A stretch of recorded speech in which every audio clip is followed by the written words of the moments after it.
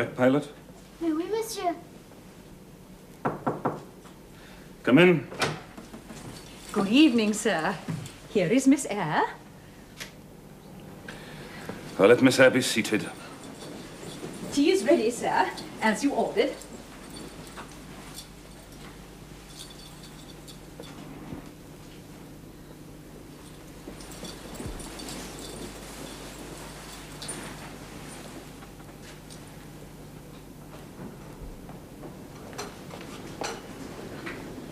Adele, Miss Eyre, please come to the table.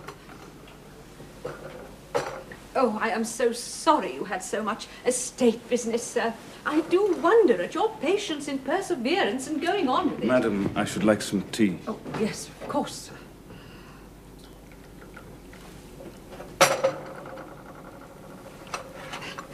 Will you pass Mr. Rochester's cup? Adele might perhaps spill it.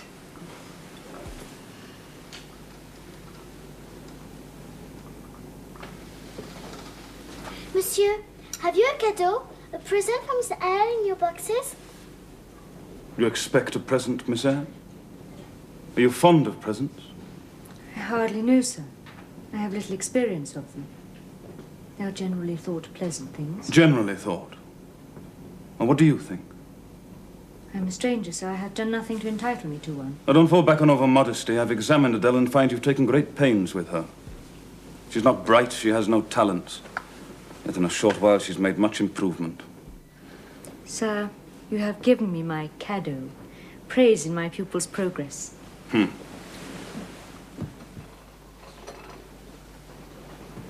Miss Eyre, come sit here by me.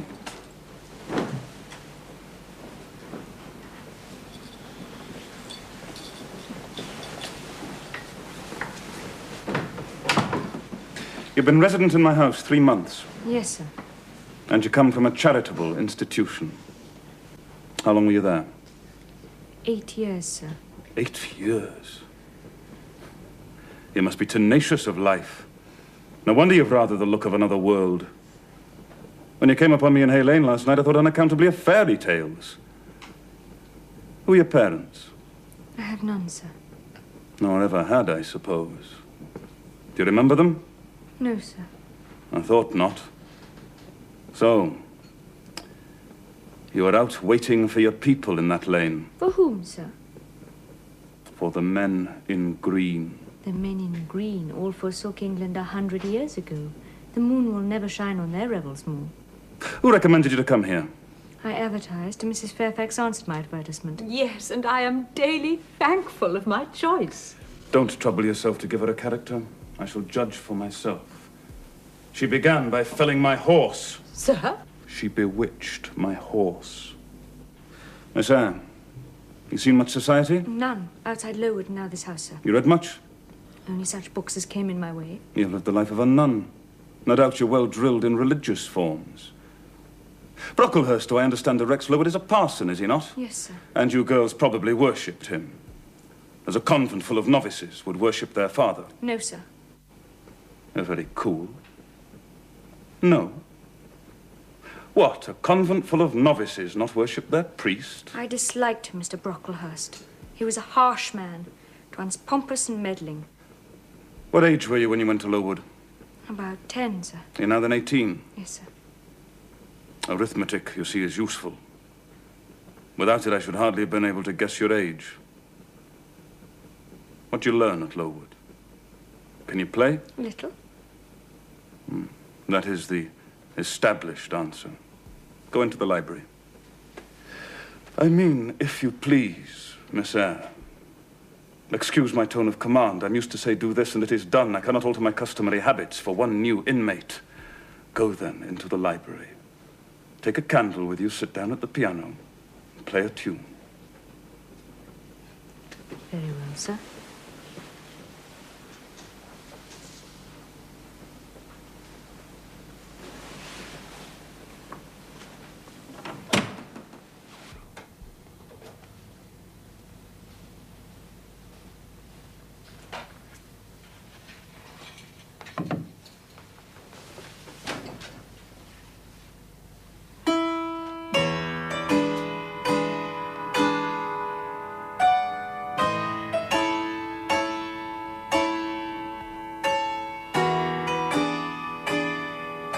Enough!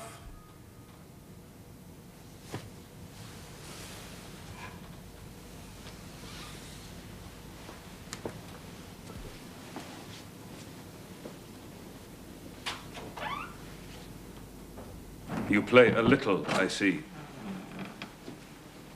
Like any other English schoolgirl. Perhaps rather better than some, but not well.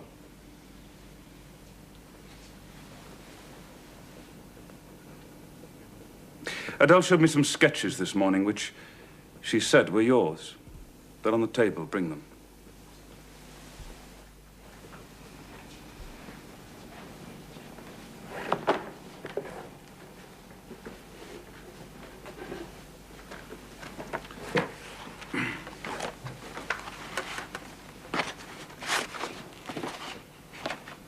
Are they entirely of your doing? Probably a master aided you. Certainly not, sir. Ah. Hurts pride. Now, there are 3 in particular. Where'd you get your copies? Out of my head, sir. That same head I now see on your shoulders? Yes, sir. Does it have any furniture of the same kind within? I should think it may have. I hope better. Were you happy when you painted these? Painting those pictures was one of the keenest pleasures I've ever known. Well, that's not saying much. Your pleasures, by your own account, have been few. You have not enough of the artist's skill and science. Yet the drawings are, for a schoolgirl, peculiar. There. Put them away.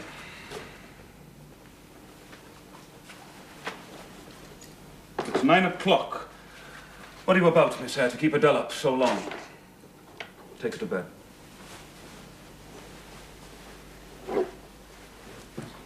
Bonne nuit, monsieur. I wish you all good night now. Good night, sir.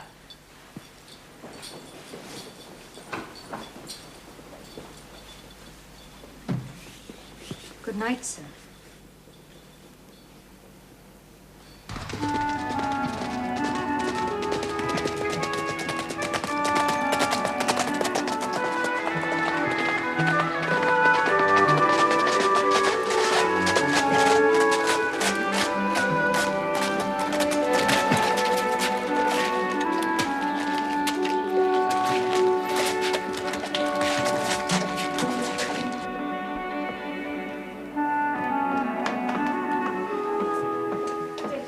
Yeah.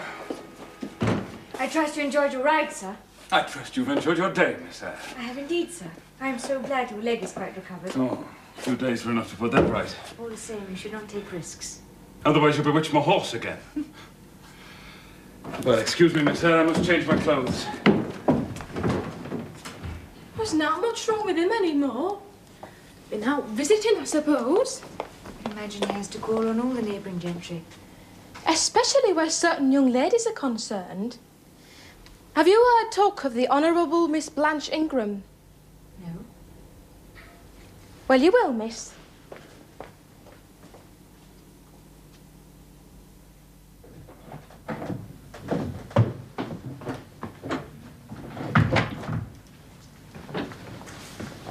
Morning, Mr. Rochester.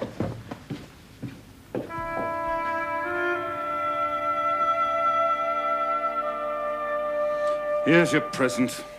Amuse yourself with disemboweling it.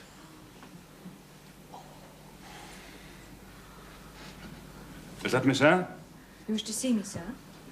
Come forward, Miss Eyre.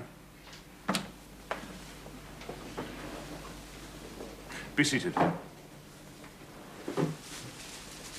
Don't draw the chair further off, Miss Eyre. Sit down exactly where I placed it. If you please, that is. Confound these civilities, I'm always forgetting them. Oh, ciel, que c'est beau! Come, child. The master wishes to speak to Miss Eyre.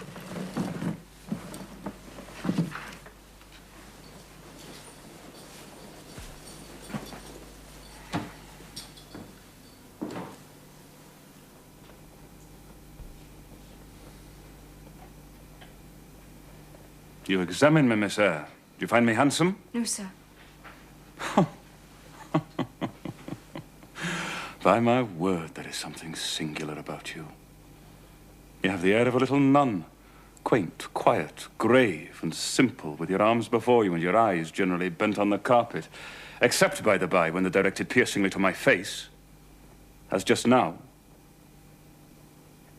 And when one asks you a question, you rap out a brusque rejoinder. What do you mean by it? Sir, I beg your pardon. I was too plain. You were no such thing. Go on. What faults do you find with me, pray? I suppose of all my limbs and all my features, like any other man? Mr. Rochester, I intended no repartee. It was a blunder. Just so.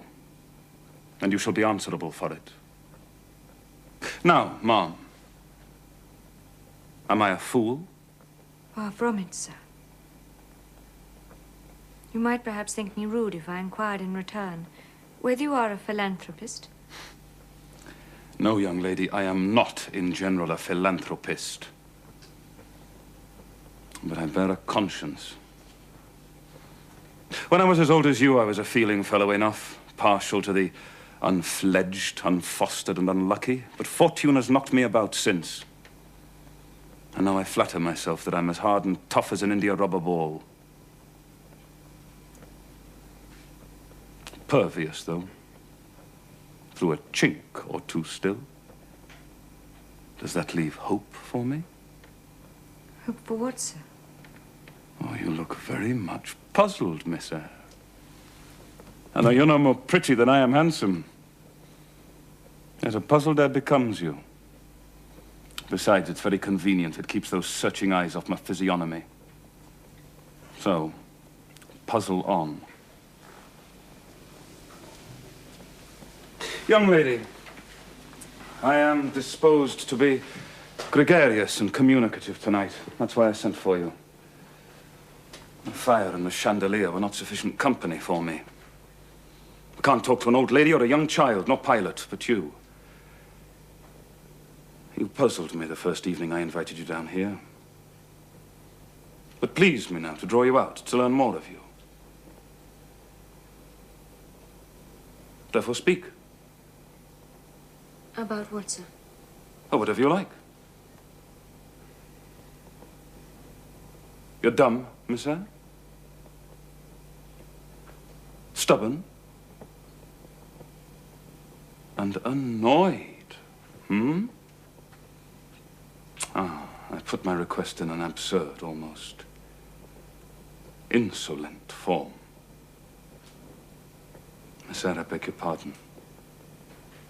The fact is, once and for all, I do not wish to treat you like an inferior. I speak merely with 20 years more of age and a century more of experience. Now have the goodness to talk to me a little. Divert my thoughts, which are galled with dwelling on one point. I am willing to amuse you if I can, sir. But how do I know what will interest you? Ask me questions and I will do my best to answer them. Oh, firstly, then, do you agree that I have the right to be a little masterful? Abrupt, exacting at times? On the grounds that I'm old enough to be your father and have roamed over half the globe, whilst you have lived quietly with one set of people in one house. Do as you please, sir. Oh, that's no answer. It's irritating and evasive. Reply clearly. I do not think, sir, you have the right to command me because you are older than I, or because you have seen more of the world than I have. Your claim to superiority depends upon the use you have made of your time and experience. Promptly spoken. But I won't allow that. It would never suit my case. I have made a very bad use of both advantages. Well, leaving superiority out of the question, then. You must still agree to receive my orders now and then without being piqued by the tone of command. Why do you smile? I was thinking, sir, that very few masters would trouble themselves to inquire so of their paid subordinates. Paid subordinate? Oh, yes, I'd forgotten the salary. Well, then, on that mercenary ground, will you agree to let me hector you a little? No, sir, not on that ground. but on the grounds that you did forget it, and that you care whether or not a dependent is comfortable in his dependency. And will you agree to dispense with a great many conventional forms and phrases without thinking me insolent? I hope so. I know the difference between informality and insolence. The one I rather like, the other nothing freeborn would submit to even for a salary. Humbug. Most things freeborn will submit to anything for a salary. However, I mentally shake hands with you for that answer, despite its inaccuracy. Not one in 3,000 raw schoolgirl governesses would have answered me as you have just done. However, I don't mean to flatter you. For all I know, you may have intolerable faults to counterbalance your few good points. Oh. Yes, you're right.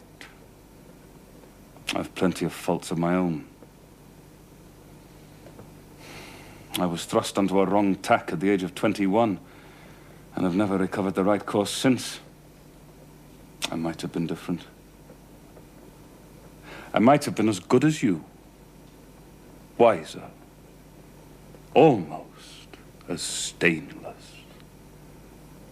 I envy you your peace of mind, your clean conscience, your unpolluted memory. How was your memory when you were 18, sir? Oh, I was your equal, Miss Eyre. Quite your equal.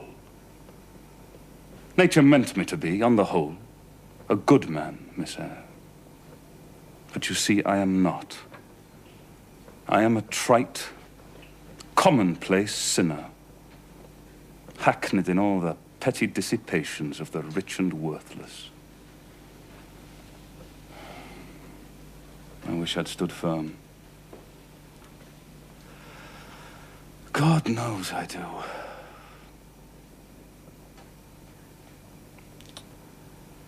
Dread remorse when you are tempted to err, Miss Eyre. Remorse is the poison of life. Repentance is said to be its cure, sir. It is not its cure. Reformation, maybe. I could reform, but what's the use? Hampered, burdened, cursed as I am. Besides, I have a right to get pleasure out of life, and I will get it, cost what it may. Then you will degenerate still further, sir. Why should I? If I can get sweet, fresh pleasure, and I may get it. As sweet and fresh as the wild honey the bee gathers on the moor. See, you're like a little bird trapped in a cage, vivid, resolute, restless, but a captive. Were it but free, I would soar cloud high. To speak truth, sir, I do not understand you. And at this moment, Miss Eyre, I am paving hell with energy. Sir? I'm laying down good intentions, which I believe as durable as flint.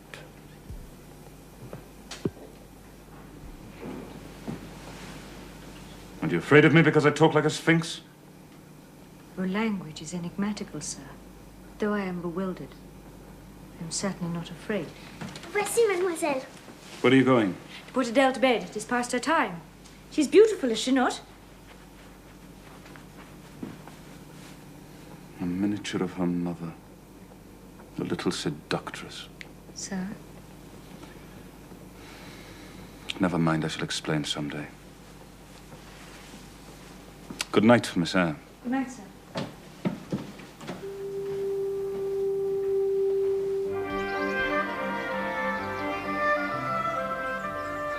Keep still, Adele. Keep still.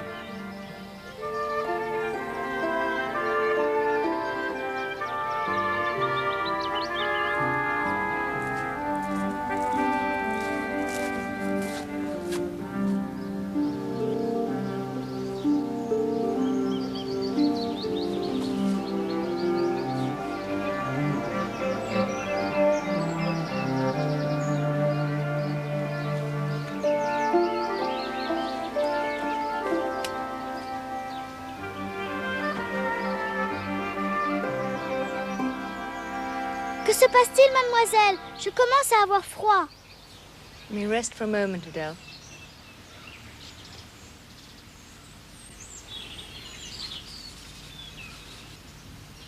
I promised you an explanation, Miss Eyre.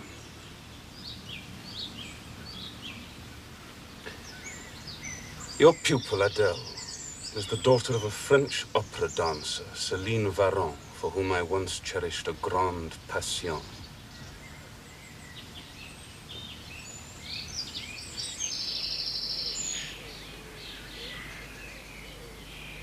No reproof, Miss Eyre? No moral homily? No, sir.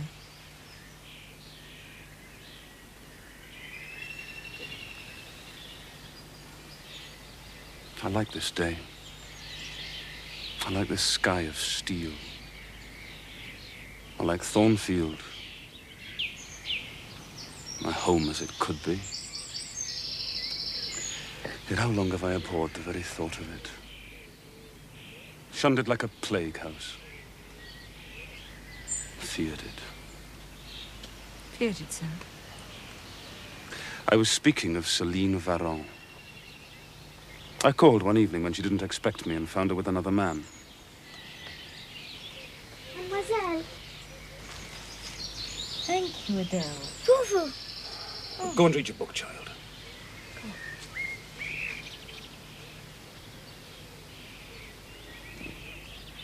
He was a cavalry officer. A brainless and vicious youth. A woman that could betray me with such a rival was not worth contending for. I paid her off. You never felt jealousy, did you, Miss Eyre? No. Of course not. You never felt love. I'm so ignorant of the world. Perhaps I should have guessed at something of the sort.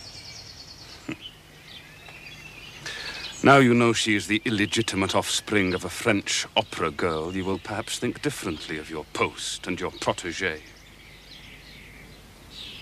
You'll be coming to me with notice you intend to leave, that you've found another position, that you beg me to look out for a new governess,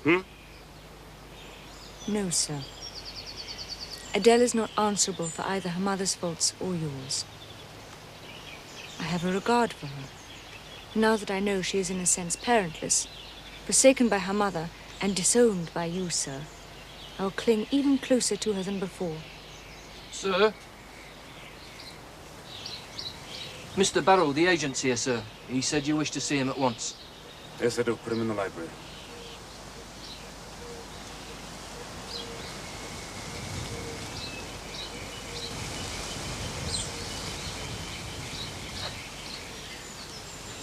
Thank you, Miss Eyre.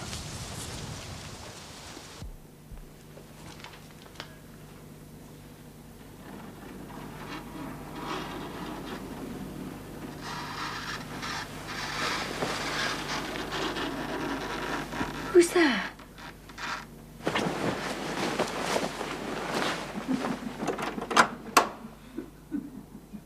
Who's there?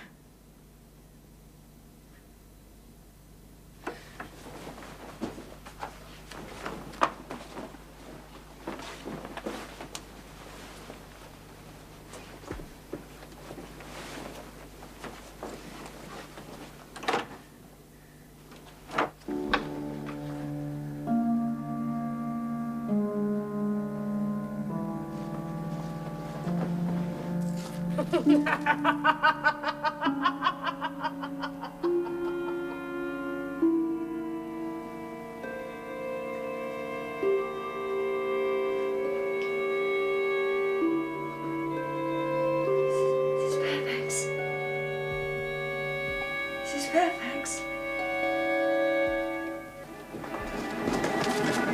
Mr. Rochester, wake up!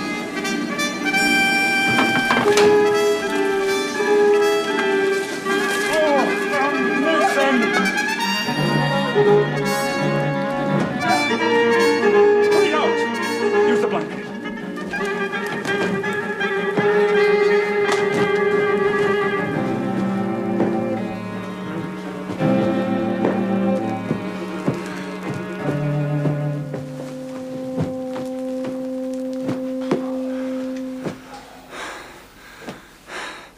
This is not one of your witchery, you sorceress. I heard someone creeping in the corridor. I heard a terrible laugh. Whoever it was set fire to your room and then fled through the door to the upper staircase. Shall I fetch Mrs. Fairfax? What the deuce for? What can she do before morning? Oh, Let her but sleep. Claire and John... You will wake no one. Here.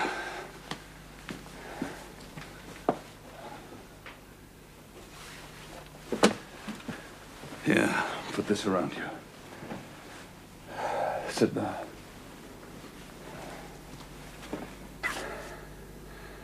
And stay where you are till I return. Don't move. And don't call anyone.